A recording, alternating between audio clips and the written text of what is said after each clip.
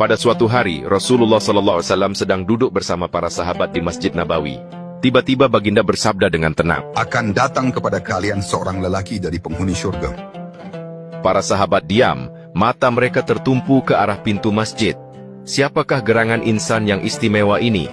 Beberapa saat kemudian, muncul seorang lelaki Ansar. Janggutnya masih basah dengan air wudhu. Di tangan kirinya tergantung sepasang sandal. Wajahnya biasa-biasa sahaja.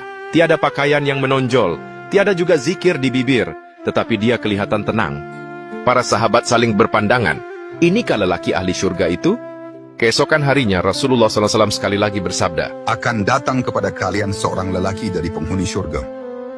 dan lelaki yang sama muncul semula dengan keadaan yang sama. Hari ketiga perkara yang sama berlaku.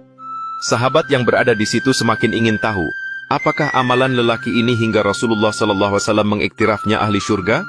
Abdullah bin Amr bin Al-As radhiyallahu an, salah seorang sahabat muda yang hadir, bertekad ingin menyiasat. Lalu dia menghampiri lelaki itu dan berkata, "Wahai saudaraku, aku sedang berselisih sedikit dengan ayahku. Bolehkah aku menumpang tidur di rumahmu selama 3 malam?" Lelaki itu menyambut permintaan Abdullah dengan senyuman dan mempersilakan dia tinggal. Malam pertama, Abdullah memasang niat, aku akan bangun malam dan perhatikan amalannya. Tetapi malam itu, lelaki itu hanya tidur, tiada qiyamul lail.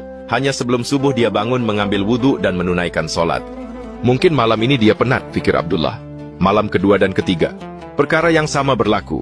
Lelaki itu tetap tidur seperti biasa dan hanya bangun untuk sholat subuh.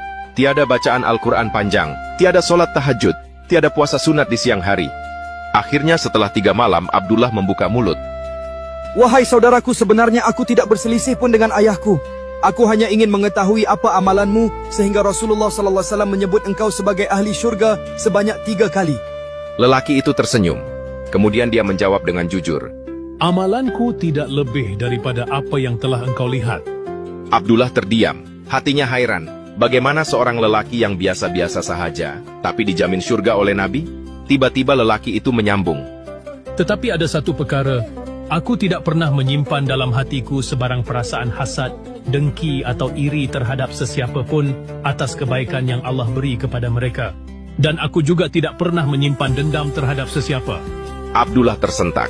Air matanya hampir menitis. Lalu dia berkata, Inilah dia amalan yang membawa engkau ke syurga. Dan inilah perkara yang kami tidak mampu melakukannya. hadis ini diriwayatkan oleh Imam Ahmad dalam Musnad Ahmad. Disebut juga dalam Musnad Al-Bazzar. Disahihkan oleh Syekh Al-Albani dalam silsilah Al-Ahadits As-Sahihah.